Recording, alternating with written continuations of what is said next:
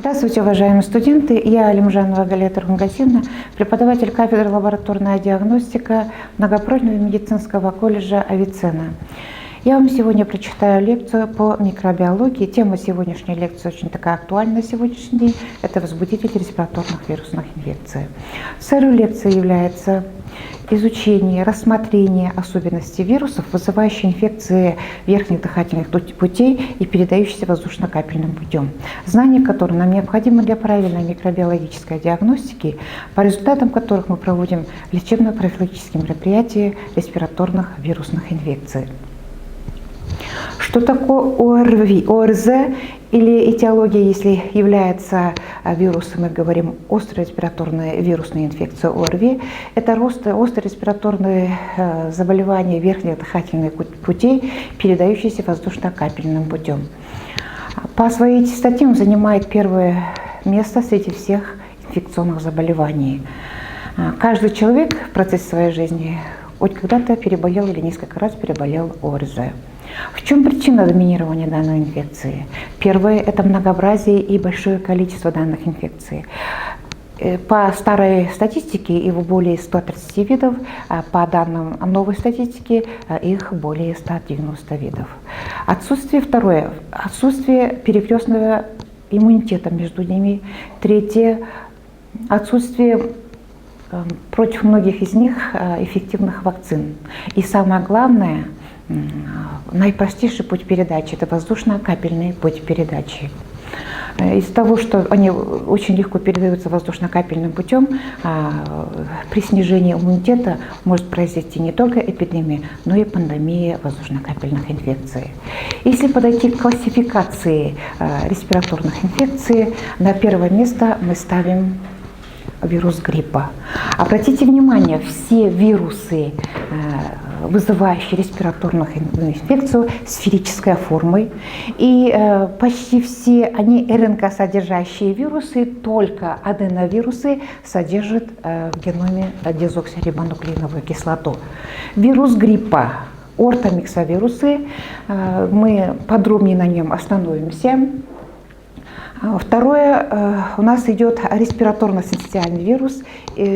Оно в основном поражает легкие, нижние дыхательные пути у детей младшего возраста.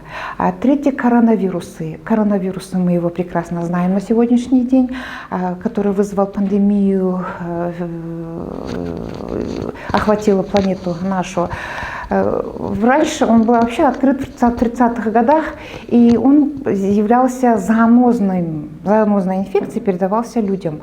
Но была на сегодняшний день, которая была открыта, началось в Юхане, в Китае, это вирус COVID-19, мы говорим, вызывают СОРС, значит, острый респираторный вирусный, или ТОРС называется, тяжелое острое респираторное поражение дыхательных путей. Вообще он впервые появился, вот эта пандемия, в 2002 году, он назывался SARS-CoV. Второе, в 2012 годах, это вирус, острый респираторный вирус стран Востока. И вот сегодняшний вирус. Что он делает? Он поражает разные отделы верхних дыхательных путей, начинается с обычной простуды и может закончиться тяжелой формой пневмонии с летальным исходом. А следующие у нас боковирусы. Боковирусы тоже, они идут наряду с гриппом, с коронавирусом и тоже поражают, в частности, отделы верхних дыхательных путей, иногда и нижних дыхательных путей. Они поражаются от людей, заражаются от животных, в частности, парнокопытные, зайцы, собаки. Следующий у нас идет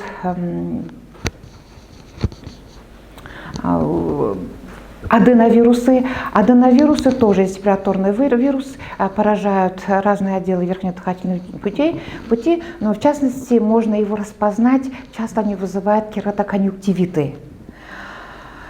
Следующий у нас парагриппы и пикорновирусы. Обратите внимание, пикорновирусы – это энтеровирусы, но есть среди энтеровирусов такие вирусы, которые поражают верхние дыхательные пути. Остановимся на вирусе гриппа. Возбудитель гриппа называют его ортомиксовирусы. В переводе от латинского «ортос» – это прямо, микса – это слизь. А грипп в переводе от латинского «гриппер» – это схватить. Значит, они идут прямо к верхним дыхательным, к слизистой оболочке верхних дыхательных путей, и там они прикрепляются. Это остро-респираторное заболевание, склонное к большой эпидемии. С чем это связано? Так, на нем остановимся поподробнее. Существует три типа, серологических типа вируса гриппа. Вирус типа А, который был открыт в 1933 году Лейлу, Смитом и Эндрюсом. Вирус типа Б, который был открыт в 40-х годах и Фрэнсисом, и в 1947 году Тейлором был открыт вирус типа С. Чем они отличаются друг от друга? Вирусом гриппа А и Б, С болеют люди. Животные, птицы, в частности, болеют только гриппом типа А. Грипп типа А, на нем надо остановиться поподробнее, потому что именно грипп типа А, оно способно к большой эпидемии и к пандемии. Почему? Потому что эпидемиологическая роль заключается в том, что она обладает большой изменчивостью. Это заключается в его изменчивости, которую мы называем дрейфом и шифтом. В чем особенность этой изменчивости? Именно из-за изменчивости гриппа типа А у нас случались вот такие вот огромные пандемии. Вообще эпидемии гриппа случаются у нас ежегодно. Начиная с 1957 года сезонные гриппы случаются ежегодно. А вот крупные эпидемии 20-21 века, это 1918-20 годов, испанский H1N1, который унес около 50 миллиардов жизней на нашей планете. Второй – это азиатский H2N2, который был в 1957-58 годах. В 1968-69 году был гонконгский вирус, и, наконец, 2009-2010 год свиной грипп, тоже H1N1. Но обратите внимание, H1N1 был испанский, и в конце свиной идет H1N1. Это тот же вирус, но он мутированный вследствие дрейфа. Что такое дрейф и шифт? Дрейф – это точечные мутации в генах. Он остается H1 и N1, но идет небольшая мутация, точечная мутация. А дрейф – это генные изменения. Тогда уже появляется H2, N2 или H5 превращается в H1. Как это объяснить? Это заключается в его строении. Обратите внимание, вирус гриппа сферической формы, минус РНК-содержащий вирус, который окружен белковой оболочкой и суперкапсидом. Суперкапсид представляет собой липопротеины, которые нанизаны такими шипами, которые называют нейроминидаза и гемагглютинин. Какую функцию выполняет гемагглютинин?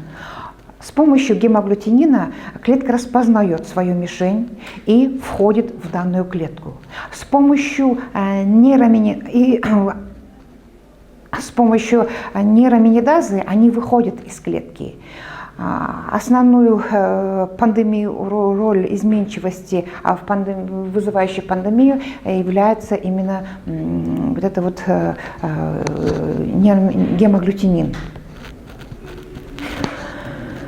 М-белок и М1 белок, М2 белок. Они тоже выполняют свою функцию. Если М1 оно обеспечивает связь белковой оболочки и суперкапсида, то М2 образует канальцы между ними.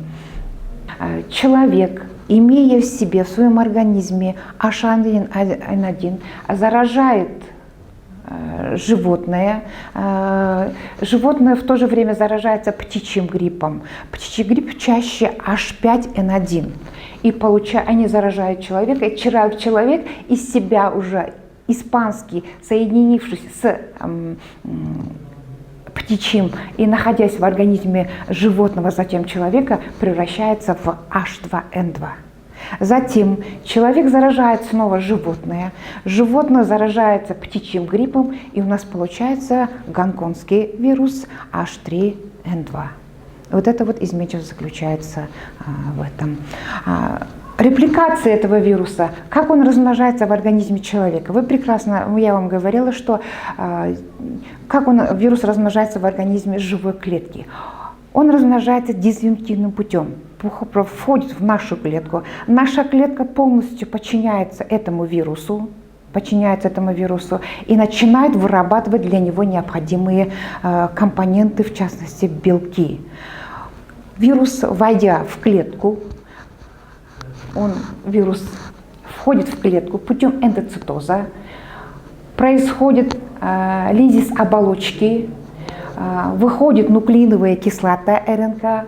Эта нуклеиновая кислота для репликации и транскрипции входит в ядро нашей клетки. Наша клетка вырабатывает ранние гены, которые дают приказ рибосоме, нашим клеткам, и наша рибосома вырабатывает необходимые нуклеиновые кислоты для данного вируса. Нуклеиновые кислоты выходят из ядра и выходят путем эндоцитоза, то же самое, выходят из клетки. И выходя из клетки, они обретают суперкапсид, выходят в клетку и заражают другие клетки. Как его репродуцировать лабораторным путем? Первое – это куриный эмбрион. Второе – для индикации используется реакция гемоагглютинации, и для идентификации используется реакция торможения гемоагглютинации, реакция связывания комплемента. Патогенез данного заболевания. Вирус попадает в верхние дыхательные пути, затем какая-то часть попадает в кровеносное русло, и какая-то часть попадает в лимфатические узлы. Попав в лимфатические узлы, он поражает лимфоциты, которые приводят к иммунодефициту человека. При данном иммунодефиците присоединяется бактериальная инфекция, как оппортунистическая инфекция. При поражении попав в кровеносный сосуд, вызывает аллергическую реакцию. Аллергическая реакция характеризуется насморк, чихание, небольшие отеки. Второе – это интоксикация, повышение температуры, озноб, ломота в теле. И третье – поражение кровеносных сосудов в эндотелии. В это время возникают мелкие кровоизлияния в наших органах. Что мы делаем для обнаружения данных вирусов, для лабораторной диагностики? В частности, каждый человек, заболев вирусной инфекцией, он не идет в лабораторию для сдачи анализа, для определения, каким штаммом он заболел. Его делают, в частности, с эпидемиологической целью, чтобы узнать, какой вирус в данный момент в Шымкенте находится. Для этого находят вирус, пишут, например, город Шымкент, номер штамма, тип H1, например, N1, и год, в каком году, каким вирусом, в частности, болели люди в городе. Самые достоверные, очень много я могу говорить про реакции гемоагглютинации, торможение гемоагглютинации. Самый достоверный метод является ПЦР, полимеразно-цепная реакция. Для профилактики вообще респираторных вирусных инфекций является изоляция больного, ограничение контакта, ношение масок, мытье рук и поверхностей, закаливание, проветривание помещения, где они находятся. И, наконец, мы должны знать, как лечить респираторные вирусные инфекции. Первое, Так как у человека наступает вот этот вот симптом общей интоксикации, мы должны жаропонижающие, сосудосуживающие препараты, дезинтоксикационные различные препараты. Второе – это неспецифические противовирусные препараты, мы называем его интерферон. Ребята, интерферон – это самый шикарный препарат, который действует, работает против вирусов, потому что мы прекрасно знаем, что противовирусных антибиотиков нету, но интерферон работает до того хорошо, что он блокирует всю эту информацию, с помощью которой вирусы реплицируются в организме человека.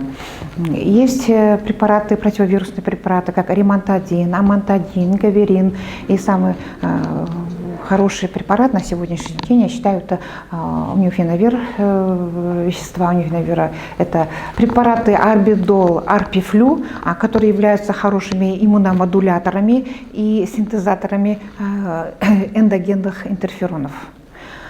Также мы должны назначать, если тяжелая форма, то берут донорский интерферон, донорскую кровь.